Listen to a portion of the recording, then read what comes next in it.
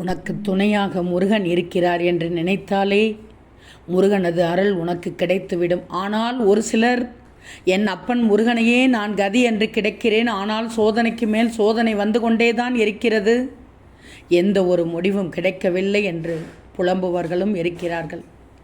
முருகனுக்கே ஒரு காலத்தில் சோதனைகள் வந்ததால் தான் கோபித்து கொண்டு பழனிக்கு சென்றார்.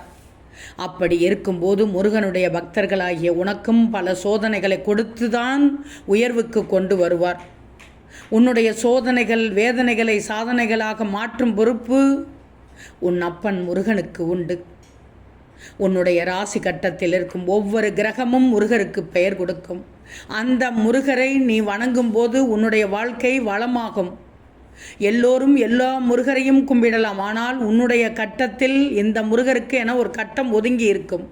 அந்த முருகரை வணங்கும் போது சுபிட்சம் உண்டாகும். உன்னுடைய கட்டத்தில் செவ்வாயும் சனியும் சேரும்போது சுப்பிரமணி, செவ்வாய் குரு செந்தில் ஆண்டவர், செவ்வாய் சுக்கிரன் பாலசுப்பிரமணியன், இதுபோன்ற கிரகங்கள் ஒவ்வொன்றிற்கும் ஒவ்வொரு பெயர் இருக்கும். ஒவ்வொருடைய கட்டத்திலும் இருக்கக்கூடிய கிரகங்களை அடிப்படையாக வைத்து அவரவருக்கு உரிய முருகனை வணங்கும்போது நல்ல பலன்கள் கிடைக்கும். எல்லோரும் எல்லா கடவுளையும் வணங்கலாம், ஆனால் அவரவர் ஜாதக கட்டத்தில் இருக்கும் முருகரை வழிபடும்போது கிடைக்கக்கூடிய பலன்கள் இரட்டிப்பாக இருக்கும்.